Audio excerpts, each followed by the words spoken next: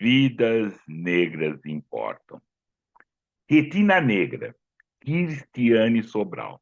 Sou preta fujona. Recuso diariamente o espelho que tenta me massacrar por dentro, que tenta me iludir com mentiras brancas, que tenta me descolorir com seus feixes de luz. Sou preta fujona, preparado para enfrentar o sistema. Inclino o black sem problema. Invado a cena, sou preta fujona. Defendo um escurecimento necessário. Tiro qualquer racista do armário. Enfio o pé na porta e entro. Retina Negra, Cristiane Sobral. Salve! Nota de escurecimento de gerações, eu, Plínio Camilo, tenho o prazer de mais uma vez apresentar esse programa, agradecendo a todas, a todos, e principalmente oferecendo esse programa para a Janaína Nascimento, a Silvia Helena dos Santos, a Dadá Trindade, ao querido Negro Du, a Yara Pereira, a Josiane da Silva e né, a Cristiane Sobral e também as memórias, né, de minha mãe, Luísa da Silva Camilo, e de meu pai. E hoje eu tenho o prazer de conversar com Juí Lua. Salve, Julie! Bem-vinda, querida! Como está você?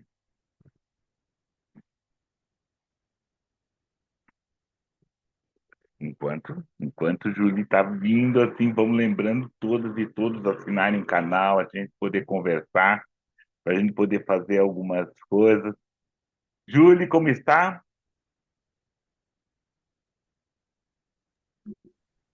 Olá, Olá, querida, bem-vinda. gratidão pelo convite, muito feliz. Nossa, eu que agradeço. Julie, peço uma sua gentileza, por favor, se apresente, querida. Bom, meu nome de batismo é Julie, mas eu me identifico como Lua. É, esse nome que me foi dado acho que não me representa muito, eu acho Lua muito mais a minha cara. Sou de Praia Grande, aqui na Baixada Santista. Sou mãe, falo que eu sou mãe de quebrada, que eu sou mãe de muitos filhos que não veio do meu ventre. Sou uma articuladora comunitária aqui na minha quebrada, tenho um projeto de biblioteca, que é onde eu estou nesse espaço aqui dentro da minha casa, uma biblioteca focada em educação antirracista e feminista. Então, assim, a gente trabalha com livros de empoderamento para crianças pretas, de autores pretos, tentando aí montar esse acervo da qual tanto me fez falta na minha infância. E também sou escritora, sou poeta, sou assistente social, é, militante aí do movimento negro, do movimento feminista, e aí nesse corre doido de mulher de quebrada, periférica, preta. Beleza. Então é isso, ó. Nós temos bastante história para ouvir, para aprender. Então, vai. Júlio, vamos. O que me interessou assim, onde você assume essa lua? Onde você tem assumido essa lua? Como você começou a assumir essa lua? Então, meu corre começou assim, eu sou de São Paulo, capital, né, mas ABC, também eu morei muito tempo em ABC, e aí essa vida de corre, né, em São Paulo era muito intensa. Quando eu venho para cá, eu acho que eu tentei dar uma acalmada, né, nesse lugar e a partir do olhar também mesmo da poesia, da escrita. Eu não conseguia assinar como Julie. Eu nunca me identifiquei com esse nome. Para mim é nome de poodle, sabe, Plínio? Vem, Julie. Eu acho esse nome de cachorrinho de madame, assim, né? Julie.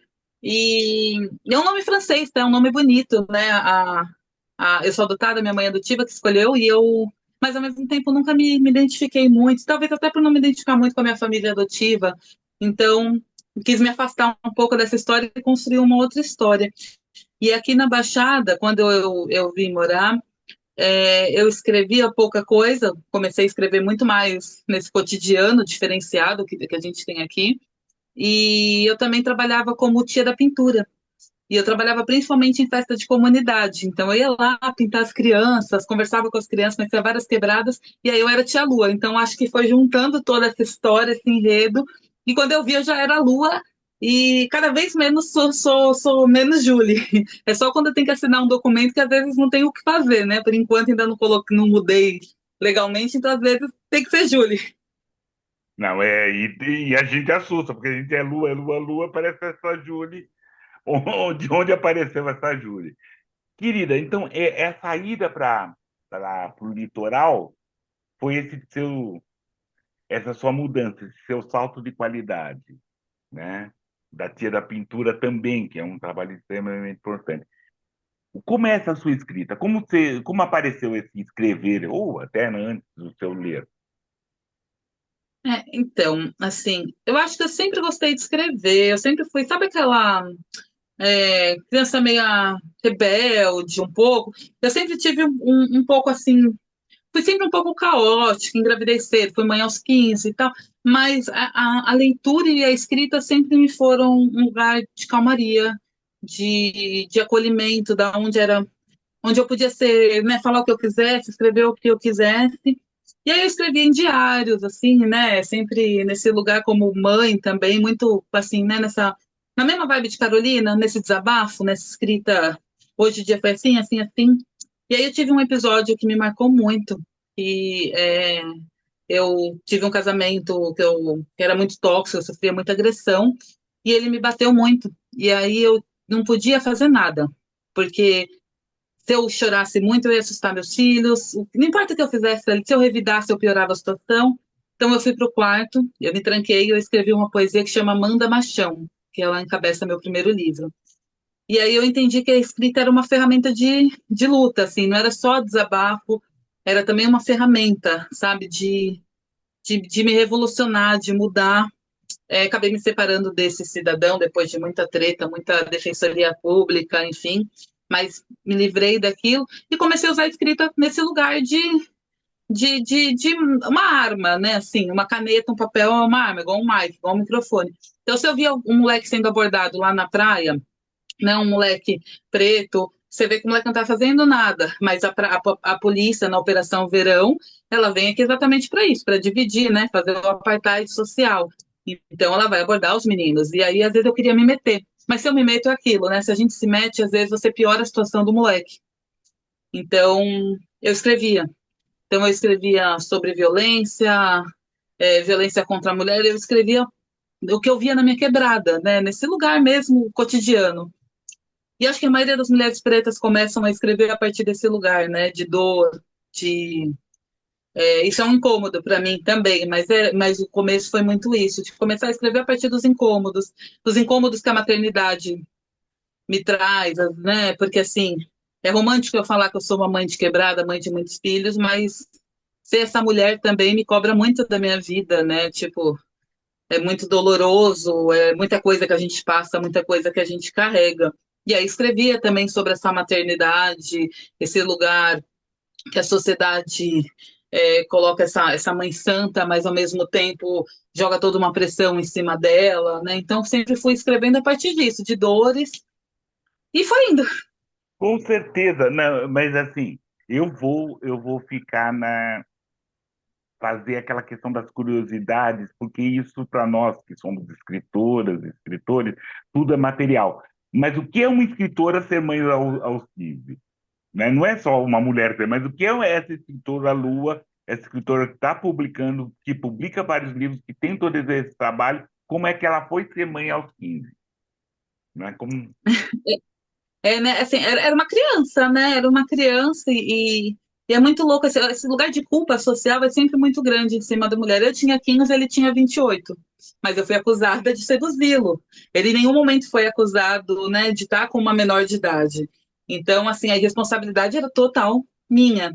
E eu acho que o que acontecia, pelo menos eu vejo ainda muito, e aconteceu comigo, era também que eu vejo nas quebradas meninas, você ter um filho para amar alguém e achar que vai ser amada, sabe? Então você vê na quebrada ainda muitas meninas novas engravidando, às vezes para sair de uma situação familiar, né? Para sair de casa, esse lugar ainda de vou criar uma família para mim, um lugar para mim. Eu já trago isso por ser adotada, né? Já tem essa busca, esse vazio, mas eu acho que de quebrada mesmo a gente ainda vê esse movimento. Lógico que foi diminuindo, né? Mas, assim, no final ali da década de 90, começo dos anos 2000, ainda era muito forte, né? A mulher ainda tinha em vários níveis sociais, só tinha o casamento ainda como escolha e funções, né, tipo, mais de base. Então, era isso, né, engravidou, casa, e, e aí aquilo, né, primeiro engravidei com 15, tive com 16, aí depois 18 e depois 22, e aí eu lembro que eu ameacei o doutor, falei, olha, doutor, se você não me operar, eu vou me operar. Falei, eu vou dar um jeito, eu vou abrir isso aqui, eu não quero ter mais filho, porque eu entendi que aquilo ia ser progressivo, né? Tipo, minhas primeiras filhas de um companheiro, meu outro filho de outro companheiro, e eu falei, cara, e eu vou ficar tendo esses filhos, esses homens não estão comigo, né? Esses filhos são meus, então eu falava, eu quero ser mãe, ok, sou mãe, mas o que eu sou além, né, de ser mãe, não quero esse lugar eterno. Como tenho amigas que têm, até hoje, eu tenho amigas de 38 anos com 8 filhas, e ali a vida dela ficou ali, né, ela teve que caber naquela caixa, e, enfim, é até louco isso, porque a literatura me fez sair de algumas caixas, na periferia você é colocado em caixas, né, e a literatura, a oportunidade de ler, de escrever, depois de estudar, me fez sair um pouco também desse mundo que foi reservado para mim, que era a única opção, que era casar, ser mãe, dona de casa, ou faxineira, ou limpeza geral, sabe esse lugar que é te colocado e que às vezes que às vezes não, né? Mas a gente não quer, a gente às vezes aceita por questões da vida, né? Por não ter opção. Mas eu tive a oportunidade com a literatura, com a escrita e falando sobre isso, de sair um pouco desse lugar, de terminar a faculdade. Terminei a faculdade agora, estou fazendo 38 anos hoje, e terminei a faculdade em agosto. Hoje que ela diz, né, quando nós estamos gravando, é 23 de outubro, esse hoje dela. Quer dizer, além de tudo, Lua é uma escorpiniana retada, né? Então, lembrar do primeiro decanato. Então, isso é muito interessante. Parabéns, Lua. Muito obrigado. Eu fico Obrigada. beleza, assim. Muito obrigado mesmo. Continue, por favor. Ah, é isso, né? Você vê que doido, né? Poder estar aqui no dia do meu aniversário falando de literatura com você é um privilégio, né? É um privilégio, é um desses encontros que a literatura proporciona, né? Eu lhe conheci lá no Quilombo Baobá, que já é um lugar, né? Que, nossa, de uma energia única. E aí agora tá aqui conversando com você no dia do meu aniversário, assim, são caminhos que Exu vai abrindo pra gente, que essas escritas vão, né, vão se intermeando, e eu sou muito grata, né, de estudo que a escrita me proporcionou, que esse lugar onde eu fui levada. Com certeza, são os presentes que as coisas nos dão, né? Principalmente isso, desses encontros teremos, né? A gente vai ter histórias depois, logo em breve teremos desse nosso encontro, a gente vai ter histórias importantes para se falar. Porém, você deu um gancho nessa questão da, da, das, dos encontros, né? E é um dos seus livros que também eu fiquei muito, gostei, admirei, leio, tô lendo dos seus livros, assim. Eu sei que talvez não seja numa ordem, mas queria que você falasse de um desse que até eu reservei desse aqui, né? Desse que é também um, um livro que fala muito desse nosso programa, né? Dessa nossa ideia de trazer pessoas aqui, de fazer essas ligações assim. Me conta desse seu livro. Lógico, depois você vai falar de outros, mas me conta desse seu livro assim. Cartas para as Ah, escritas.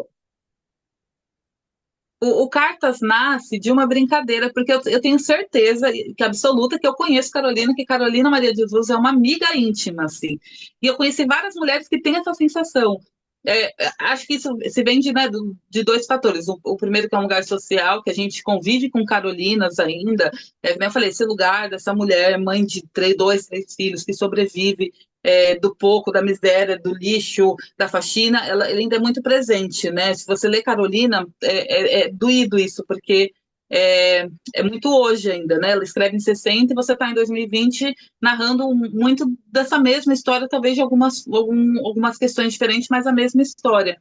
E eu tinha essa certeza na minha cabeça. Eu era amiga de Carolina e escrevia cartas, poesias. Então, do mesmo jeito que eu escrevia minhas dores, às vezes eu escrevia para ela. E aí escrevia também para personagens, então escrevi já para Anne Frank. Eu gosto de ler romance assim em inglês também. Aí eu escrevia para umas personagens que eu gosto. E aí eu comecei a brincar disso, né? De escrever para outras escritoras reconhecidas, não reconhecidas, vivas e que estão olhando para a gente de outro plano. E aí veio esse livro, Carta para as Escritoras, que são cartas para escritoras negras de diferentes realidades. Então, eu vou escrever para Chimamanda, vou escrever para Angela Davis, e a partir da leitura do livro delas. Então, é como se, assim, o livro comunica com a gente. Às vezes a gente lê o livro, na maioria das vezes esse livro vai conversando com você, né? E aí é isso. Era como se fosse uma carta de, olha, recebi a sua carta, agora a minha carta é para você. E aí é louco, por exemplo, no caso de Carolina, eu já li o Quarto do Despejo, obviamente, e eu gosto muito do Casa de Alvenaria. O um, que ela vai para, acho que é Santana ou Osasco, eu sempre me confundo. E aí, Santana. Santana, né? É Santana. Que a casa ali cheia de pulgas, tal. E esse livro, né, não coincidentemente, nem faz tanto sucesso quanto o Quarto do Despejo, porque a partir do momento que ela ascende socialmente, a branquitude não quer, porque o que a branquitude quer contar é sempre aquela mesma história da preta fudida, ferrada. E ela faz várias críticas nesse livro que eu acho maravilhosa, que ela fala, eu falei mal dos pobres e fui apedrejada, agora se eu falar mal dos ricos, o que, que acontecerá comigo? Ela faz críticas em relação à questão com os filhos, como que ela vai lidar com isso, aquela empregada branca, enfim. Enfim, e eu escrevi uma carta para ela, né, dizendo: ó, Carolina, o mundo tá assim, assim agora, a gente passou por uma pandemia, tal, tal, tal, tal, tal. E aí eu fui agora na Bienal, e aí eu acabei comprando o livro dela, o segundo, o Casa de Alvenaria 2, que aí seria o de Osasco, na Litera Rua, né, que é uma livraria de quebrada, né, e que tem muitos autores pretos. E eu senti que eu tinha que comprar aquele livro ali. Então é como se ali eu estivesse recebendo a carta-resposta dela. E aí foi tendo essas conversas malucas que eu acho que só fazem sentido para mim, não sei, mas, por exemplo, algumas escritoras acabei conhecendo por conta dessa troca, né? De eu mandar, então a Elisandra me deu a resposta, mandei para carta para Marcelina, né? Escrevo para Conceição Evaristo, que nem falei, escrevo para vários, escrevo para Dona Mazé, que era uma poeta daqui da Praia Grande que faleceu, então é a carta a Orum, escrevo para poetas daqui da Baixada. Então, é isso, às vezes, assim, e eu acho tão bom também, assim, esse lugar de, entre a poesia e a carta, você escrever para alguém, sabe? Eu sinto falta um pouco de receber cartas. Eu acho que a gente ficou numa coisa muito automática de mensagens e às vezes a gente nem consegue expressar todos os sentimentos porque a gente tem que ser muito conciso. Então, eu gosto ainda desse movimento de cartas. Eu me incomodo de só abrir minha caixa de correios e receber boletos. E aí, através do livro, algumas mulheres me mandaram cartas. Então, eu acho isso o máximo. De vez em quando tem uma surpresa. Acordo de manhã e aí eu abro e tem uma carta para mim, sabe? E aí eu acho que é outra coisa. É igual livro físico. Ler em PDF a gente lê, mas a gente gosta do livro físico. E receber uma carta também. Então, esse livro é essa brincadeira de conversar com escritoras, divulgar escritoras e também escrever, né? Deixar nossas cartas aí. E eu tenho aquele pedido, né, clássico de você ler um pedaço, ler um pedaço, não, ler uma carta de uma escritora, por favor. Deu uma carta? Se quiser Peraí, sugestões, calma aí. Vou pegar uma que não seja. A carta que eu escrevo para Djamila, eu acho que é. O Popanda falou, meu companheiro falou que não é uma carta, é um pergaminho. Essa aqui eu escrevi para Angela Davis e foi um momento antes de ter lido Angela Davis. Eu gostei muito, inclusive, de ler Angela Davis, porque eu achei uma leitura fácil. Às vezes a gente vai ler uma acadêmica e eu tenho muita dificuldade, às vezes, de ler coisas acadêmicas, porque eu fico relendo o que eu acabei de ler até tentar entender, né? Porque não é só o fato de ler, é uma leitura diferenciada. E a Angela, eu achei que ela tem uma escrita fluida. E fora toda a questão histórica dela, né, de ter sido a mulher mais procurada, então eu escrevi Cartas para uma Pantera. Quem dera que no Brasil tivéssemos panteras, ao invés de onças estampadas, domesticadas em notas de 50. Se fôssemos revoltas, seríamos selvagens e verdadeiramente livres. Uma pantera armada de conhecimento. A mulher mais procurada dos Estados Unidos, uma mulher culta, filósofa, uma mulher corajosa, uma pantera negra. Punhos em riste. Saudamos Angela Davis. Legal, querida, legal, querida. Eu dei uma adiantada na sua produção, porque e você, porque você levantou a bola de falar isso. Mas voltando, como foi a sua primeira produção, sua primeira publicação? Então, é bem doido, porque assim, eu comecei a escrever e como a gente não mostra, né? Inicialmente você não mostra para as pessoas que você está escrevendo. E aí eu lembro de ter mostrado para alguém, alguém falar assim, em algum momento, sabe, falar, olha, eu escrevi isso, o que que você acha? E a pessoa falou, eu achei bom, acho que você devia participar de um concurso. E eu falei, será? Né? Não sei, acho tão íntimo. Mas acabei indo, fui para um concurso de poesia falada, chama Lene Morato. Nesse concurso, eu tive a sorte de conhecer meu companheiro, então, assim, mais uma coisa que a poesia me trouxe, que foi o amor. Então, meu companheiro também é escritor, então, assim, foi juntando. A literatura, de fato, mudou minha vida, né? E aí eu conheci essa pessoa que já tinha uma caminhada. O Panda já vinha ele veio do rap, aí ele montou um sarau, então ele já tinha uma história e ele foi me orientando. Ele foi me dizendo, olha, faz por aqui, faz por ali. Eu tinha esse compilado de poesias maternas, que foi o primeiro livro, foi Mulher do Fim do Mundo. E ele é dividido nas fases da lua. Então, são desde fases, tipo, começa com essa poesia Amanda Machão, que eu escrevi nesse momento de dor, e ele vai indo, assim, tipo, vai crescendo, tal, até se tornar uma lua cheia completa. E aí ele acabou sendo contemplado, esse livro, pela Aldir Blanc durante a pandemia. E aí eu fiz esse livro em homenagem a várias mulheres, várias mulheres que estiveram no meu caminho, dediquei a elas, entreguei gratuitamente, tanto que eu nem tenho esse exemplar.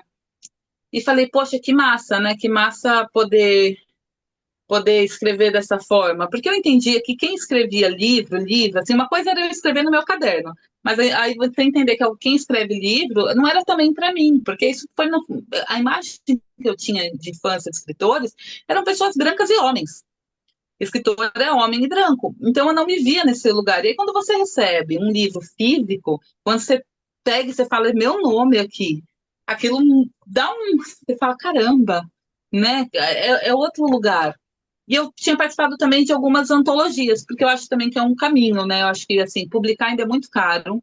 Eu tive a sorte de passar em edital, todos os meus livros eu consegui através de edital, porque senão eu não conseguiria ter essa grana. Publicar ainda é um lugar muito caro, né? Então, assim, como que eu ia fazer aquilo se eu não tivesse passado em edital? Então, acho que são várias coisas que te dificultam a se reconhecer nesse lugar de escrita, né? Essa imagem associada ao homem branco, elitista, culto, ele sabe toda a verdade, ele sabe escrever, nós fala nós com Z, então a gente está errado, né? E aí você poder olhar para essa outra perspectiva de afirmar. Eu conheci uma das cartas que eu escrevo desse livro, Carta para as Escritoras, é para o Formigão, e eu achei maravilhoso. Eu recebi um livro artesanal, a coisa mais linda. E a gente vive numa sociedade também que não dá valor para livro artesanal. Para a gente, livro tem que ter capa dura, que não sei o quê. E o livro de Formigão, assim como o Miró, né, que nos deixou, era um livro artesanal, feito com papelão, sabe? Assim, para mim era um livro, não é um zine, né? Não sei como ele vê o livro. E aí eu achei interessante que ele escrevendo uma linguagem toda do K.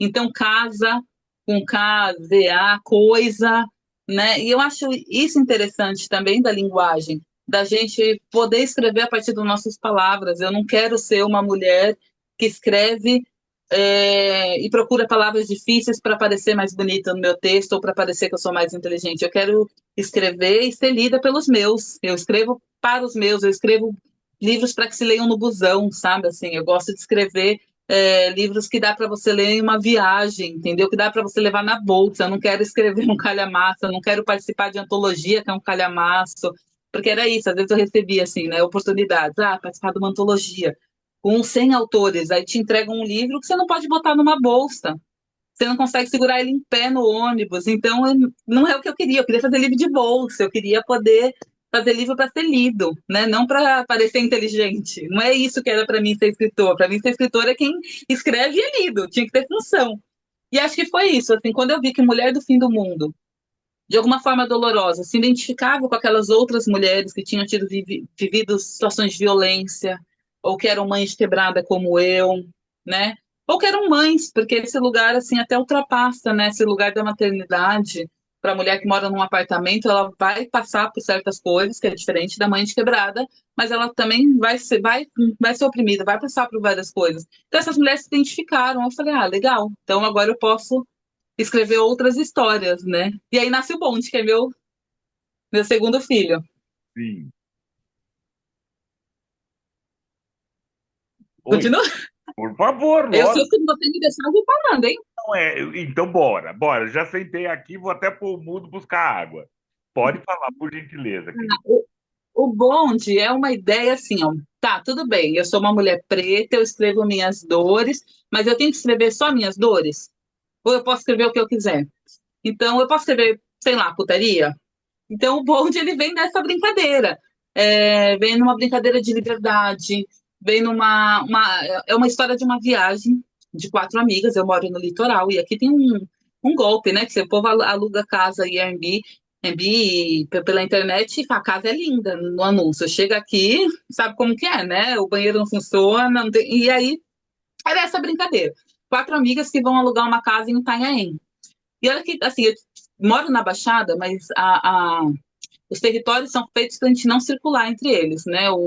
O sistema ele pensa em tudo, ele articula tudo, né? Então, assim, mesmo morando na Praia Grande, eu tô Santos, São Vicente, Praia Grande, Mongaguá e Itanhaém. Eu tô perto de Itanhaém, mas a mobilidade urbana para chegar lá é muito difícil. Então, eu acho que fui uma vez só e no máximo. Em Santos, por exemplo, na Ponta da Praia, que é o lugar rico de Santos, eu fui duas vezes. E demora 3 horas e meia. Para mim, sair da minha casa a São Paulo, eu levo 1 hora. Para chegar em Santos, nesse lugar, eu levo 3 horas e meia. Então, enfim, só contextualizando para dizer que assim, né? Tipo, o sistema vai te colocando dentro de uma caixa. E aí, como que era a minha forma de sair dessa caixa? Escrevendo. Eu escrevi esse romance de quatro amigas que vão passar um carnaval em Itanhaém, sem ter ido a Itanhaém. Mas eu lembrava da novela, a Mulheres de Areia. E Mulheres de Areia foi gravada ali em Itanhaém. Então, aquela vila de pescadores, Tonho da Lua, era meu cenário. O cenário era aquele, sabe, assim, meio, né, tipo, quase inteiro, não sei, assim, sabe, tranquilo, né, um vilarejo. E aí escreve esse romance com uma pitada, né, mais sexualizada, tal, porque também era uma coisa que me incomodava. Eu gosto de ler contos.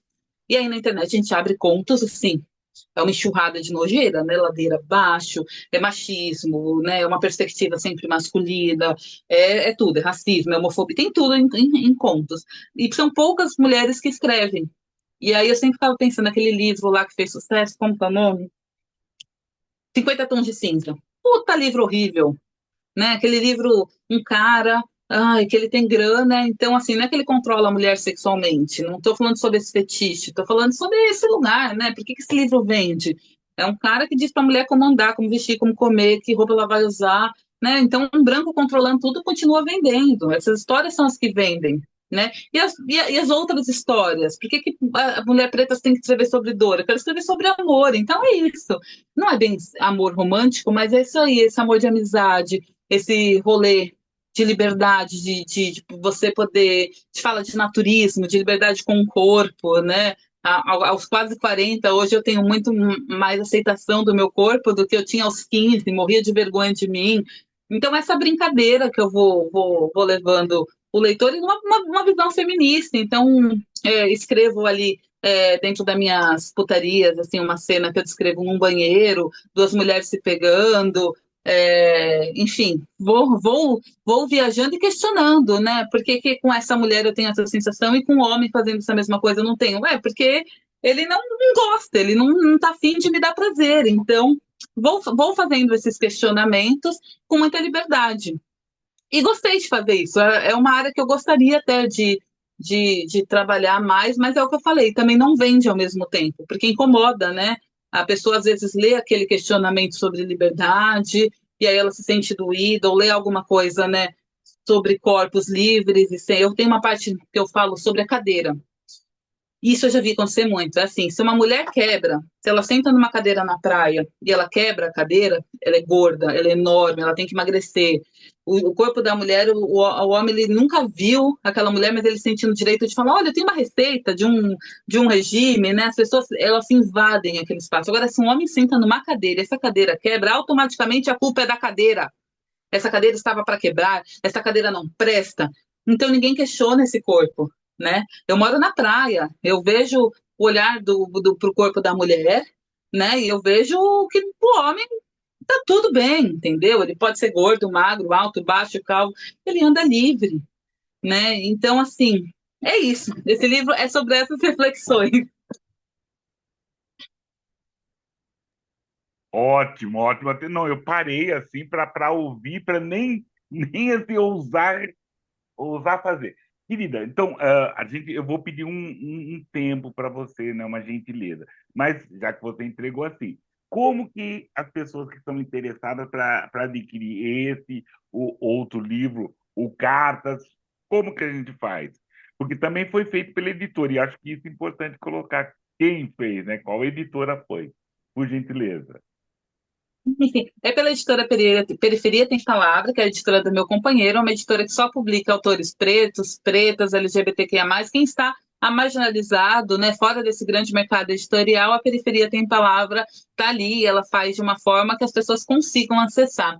E também pode me procurar no meu Insta, @lua, Bonde das Pretas. Com certeza. É lembrar que é do Nego Panda que ele já Sim, fez a gentileza de abrilhantar o nosso nota de escurecimento assim. Então, pedindo licença, querida, e aí nós vamos entrar naquele momento nosso momento criou de falar, né? De outras pretas, de outros pretos que são importantes, né? Que graças a eles, graças a ela, a gente esteve aqui. E é lembrando, para todas e todos, assinem o canal, por favor. Deixe seus comentários. Deixe seus parabéns para a Lua, né? Já que né? Quem não cumprimentou no dia, pode cumprimentar agora, por favor. E hoje nós vamos falar de uma griot Cristiane Sobral. Cristiane Sobral nasceu na zona oeste do Rio de Janeiro, no bairro de Coqueiros, em 1974. Hoje está em Brasília. Entre 1989 e 98, ela se formou em atriz. Foi uma das primeiras, né, atrizes formadas, né, lá em Brasília. E ela trabalhou, começou lá no Rio, no SESC, e aí foi para Brasília, começou a trabalhar, se formou, fez seu ensino superior. E a partir de 1998, ela iniciou sua arte de escrever, né? Estava atuando, mas também começou a escrever, participando de curtas-metragens, fez todos e diversos trabalhos. Uma das primeiras, ou pelo menos, lógico, um ponto de publicação, né? Foi dos Cadernos Negros 23, né? E dali para frente, hoje tem publicando várias coisas, fazendo vários trabalhos de dramaturgia, trabalhos dentro, romance, contos, poesias. É uma griot extremamente importante, extremamente produtiva. Só para citar alguns, né? Terra Negra, poesia, que está sendo importante. Amar antes que anoiteça, que amanheça, perdão. Amar pode ser perigoso, vários outros trabalhos. O Tapete Voador Cristiane Sobral tem vários trabalhos dela, estando nos vestibulares. Abrilhantou também algumas caminhadas, né? Com o Pretos Encontros Volume 2, onde fomos finalista do Prêmio Jabuti, e também, né? Hoje está com Caixa Preta, foi lançado, está sendo divulgado, e Pretos Encontros Jovem, que foi pela editora Mondu. Cristiane Sobral é uma preta eu acho que não tem programa, né? O programa é curto para falar dela, mas é importante lembrar dela para estar falando. E é isso, né? Vamos lá, assine o canal. Lua, por gentileza, querida, vamos lá, continue, por favor. E, opa. e aí, só pegando essa questão da escrita, tá? E aí você fala que hoje até temos como fundo, né, abrilhantando esse nosso fundo, esse trabalho com a biblioteca. Como que é, como que foi, como surgiu isso? Então, a biblioteca, ela nasce no dia 27 de setembro, né? Acho que não podia ser outro dia, dia de Verde, em 2021. Antes, na verdade, da biblioteca, como eu falei, né? Assim, eu venho de São Paulo. A partir do terceiro filho, eu já não trabalhava mais CLT, né? Quando você tem três filhos, dificilmente você vai arranjar um emprego CLT sendo for formada, porque começa aquele interrogatório, né? Quem é o pai, que não sei o que, não sei o que, fica lá. E aí, então, eu só fazia bico. Eu trabalhava em São Paulo, em buffet, para classe média alta. Quando eu vim para a Baixada, eu comecei a fazer muita festa em quebrada, sabe? Comecei a tentar montar, não era bem um buffet, era um lugar de recreação. E aí eu fazia uma recreação diferenciada, porque eu tentava reproduzir uma recreação antirracista. Então, por exemplo, dar um exemplo prático. Tem polícia e ladrão. É uma brincadeira que segrega, né? As crianças não querem ser polícia. Não é que elas querem ser ladrão, elas não querem ser polícia. Então eu pegava uma brincadeira como essa e transformei no político cidadão. Então, como que brinca? As crianças separam, uma parte é político, outra parte é cidadão, maior parte cidadão, uma parte político. As crianças políticas, a gente dá um papel, uma caneta, elas vão escrever uma ideia, um projeto, uma coisa que elas queiram. Por exemplo, a volta da TV Globinho, por exemplo. E aí, vai começar a correr, um pega-pega. Para as crianças é, cidadãs prenderem a criança política, elas têm que ter duas. Por quê? Porque você está em junto, né? Uma só não dá. Então, em duas ou mais, elas vão cercar aquela criança política. Se a ideia foi boa, gostei da ideia, a gente quer a volta à TV Globinho. Tá liberado, continua aí seu mandato. A ideia é ruim, eu quero, sei lá, né, fazer alguma coisa de errado. Pronto, tá preso para cadeia. Então era uma forma de eu ensinar cidadania. Então eu sempre brinquei um pouco disso dentro da quebrada. Então eu levava poesia para as crianças. Eu fazia no Dia das Crianças, que todo mundo gostava de dar aqueles brinquedos vagabundo, né? Em festa de comunidade vem aquela Barbie que se amassa o rosto da Barbie e a Barbie fica defeituosa, assim, fica, né, torta. E ou então aquelas bolas, carrinho vagabundo. Eu falava, gente, por que a gente não pode dar gibi? Por que que em vez de dar esse monte de tranqueira aí, que às vezes um brinquedo que nem vale, isso que vem de exploração infantil lá, né, em outros países, por que que a gente não pode trabalhar outras coisas com a criança? E aí eu inventava de fazer umas coisas. Então, cheguei a fazer uma campanha que, numa festa de Dia das Crianças, numa comunidade grande, a gente distribuiu 600 livros. Então, eu comecei a ser entendida não só como a tia da pintura, mas como essa tia meia maluca que fazia algumas atividades lúdicas, diferenciadas, tal. Quando veio a pandemia, que não tinha mais festa, que a festa acabou, as pessoas, enfim, veio, acho que foi um movimento meio que natural, assim, de quero ajudar, quero fazer alguma coisa. Então as pessoas começaram a me mandar seus livros infantis, né? Tipo, sei lá, comprei um monte de livro novo pro meu filho, né? Já tá em outra fase. Você quer esses livros infantis? Quero. E me mandavam. E aí eu recebia, às vezes, muito material que nem era o que eu queria. Eu falava, poxa, mas tá, para fazer uma biblioteca tem outras, né? Tem a biblioteca pública. Eu já vou na biblioteca pública, eu não encontro o livro que eu quero ler para as crianças. Vou fazer algo diferente. E aí eu concorri a um edital. Minha vida é essa, vida de trabalhador da cultura, né? Você precisa pleitear verba de algum lugar. Como eu não conheço ninguém rico para ter um financiamento direto, vamos para os editais. E consegui um edital privado, que era da TID Setúbal, e consegui consegui, né, era um recorrente, consegui a grana e a gente fez um acervo de 100 livros, fiz uma curadoria de 100 livros infantis. E esses livros falavam desde empoderamento estético, porque eu acho que é um ponto, né? A gente hoje tem bastante livro que vai falar para a criança valorizar o cabelo e tal, e isso tem uma importância. Você tem o livro da Bell Hooks, Meu Crespo de Rainha, você tem ótimos livros. Eu também queria livros que falassem sobre axé, porque é engraçado, né? O cristão, ele tem muito orgulho. E eu lembro quando eu era pequena, eu sempre fui macumbeira, sempre fui umbandista. Mas me mandava falar que eu era espírita, porque não podia falar, né? E aí isso sempre para mim, né, foi uma questão assim. E tanto que eu criei meus filhos assim, eles têm orgulho, eles sabem o valor da guia, não é uma ostentação, é um lugar sagrado. Enfim, mas na minha época não era dessa forma. E eu acho que para algumas crianças ainda não é. Então, eu queria livros de axé que contassem a história do axé. Então, consegui fazer essa curadoria desses livros, livros que trouxessem cultura africana, livros que tivessem diversas manifestações culturais, que contassem desde África até aqui. E consegui fazer essa curadoria legal desses 100 livros e também incluir livros afrofuturistas, livros feministas, livros que falam de inclusão, de família, de diversidade. São livros que você não vai encontrar em lugar nenhum. E aí falei, bom, legal, agora a gente tem a biblioteca, né? Mas como é que você vai atrair a criança que está lá na rua? Porque uma coisa é o gibi. Legal, o gibi a criança ainda vai. Mas agora como é que você vai atrair essa criança que é periférica, que por vezes nem vai se reconhecer como preta, porque não é retinta, para ela ler sobre isso. Então, você tem que também produzir atividade o tempo todo. Então, eu utilizo da capoeira, utilizo do teatro, utilizo do circo, né?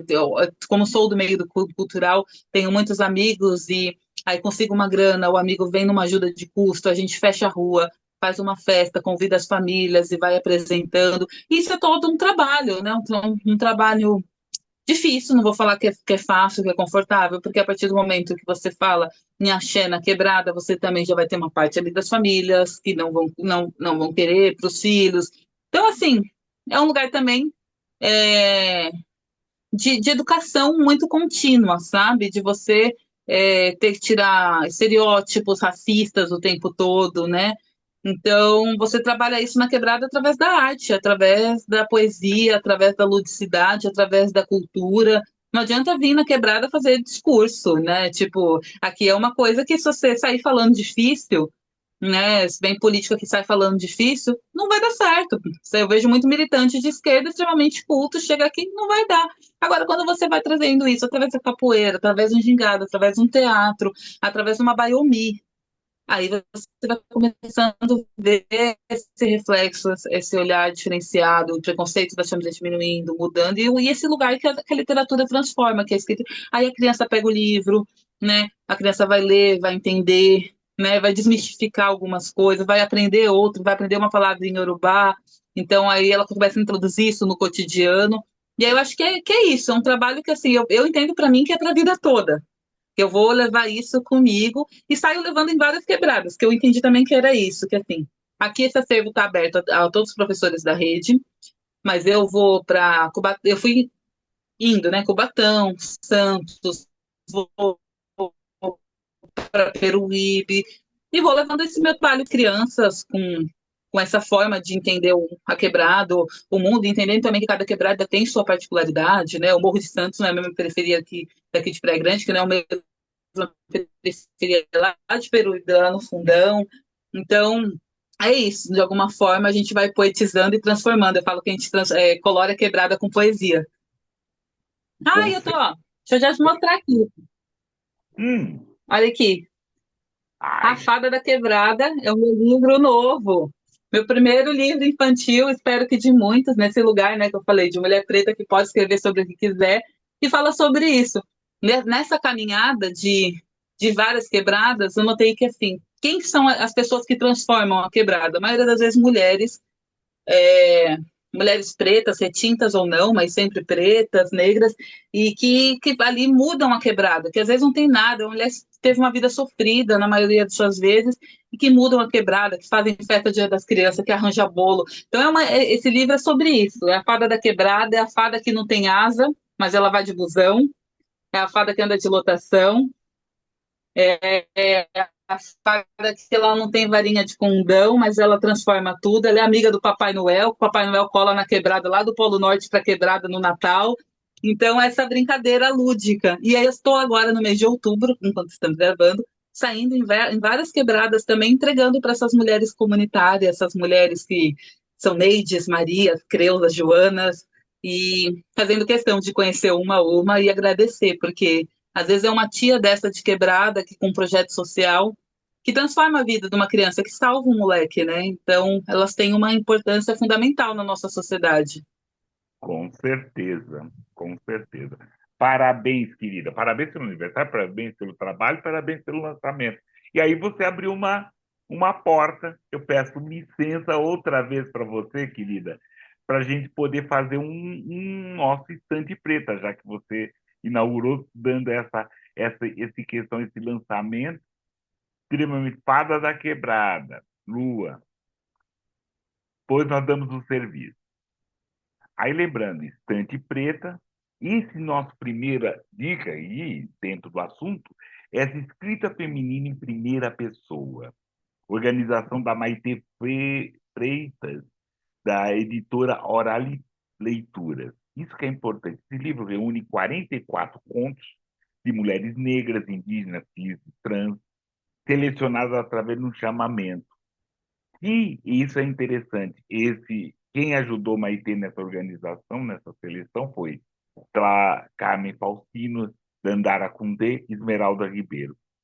E ao longo desse livro você vai conquistar essas escritas vivas, essas vivências em escritos documentais, ficcionais, afrofuturistas, muito legal. O pós-fácil é da Esmeralda Ribeiro, o prefácio da Ludmila Liz, né? E da Carmen, da Dandara. O projeto gráfico é da Ariane Cor. Muito importante. Escritas femininas em primeira pessoa. O outro é Tudo Nela é de Se Amar. A Pele, o Hábito e Outros Poemas sobre a Jornada da Mulher Negra. Autora Luciene Nascimento, editora Estação Brasil, né? E no prefácio, Luciene fala que é uma poeta escritora com vários trabalhos e vários críticos. Lázaro Ramos, que faz o prefácio, ele fala que Luciene Nascimento é uma explosão em forma de poesia. Foi o que percebi quando tive contato com seu jeito de compreender a identidade. Ali estavam questões relacionadas à autoestima, necessidade de se posicionar ou não, à saúde mental. No entanto, tudo isso vinha impregnado de algo inédito, absolutamente novo, a voz, a voz escrita dela. É isso que fala desse livro de poesias muito interessante, né? Da Luciene Nascimento. Tudo nela é de se amar. Editora Estação do Brasil.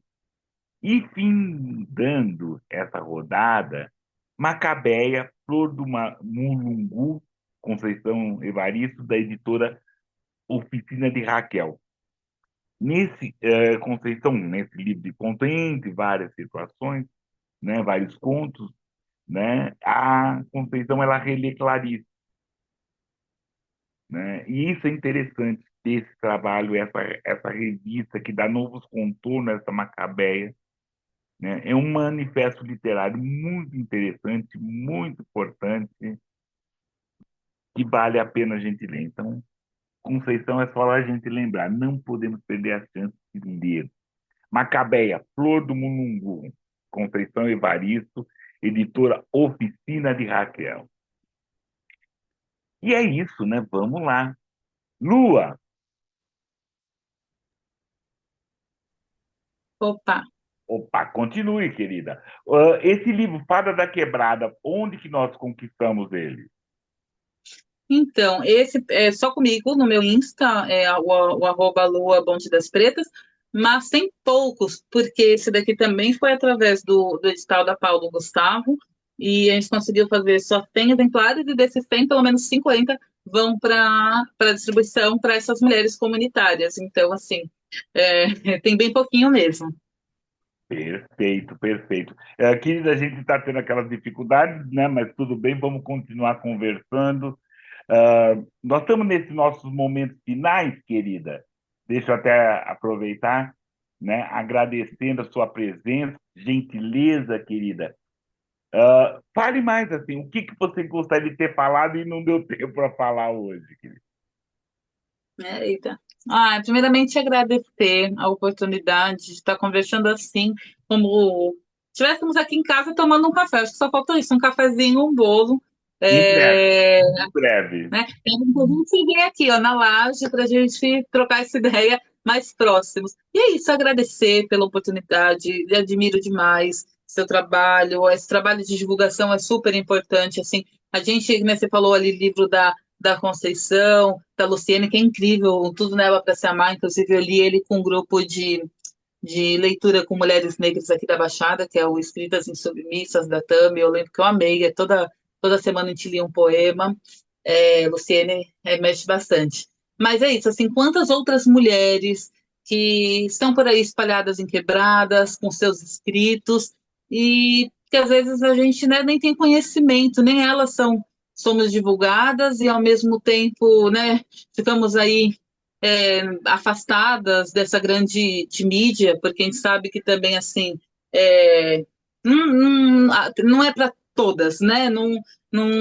Eu falei para Djamila assim, conheci Djamila pessoalmente, falei, Djamila, eu entendo que só tem uma Djamila, né? Não, a branquitude não quer espaço para ter várias mulheres pretas escritoras nesse lugar. A gente deve ter um monte de Conceição Evaristo espalhada por esse Brasilzão.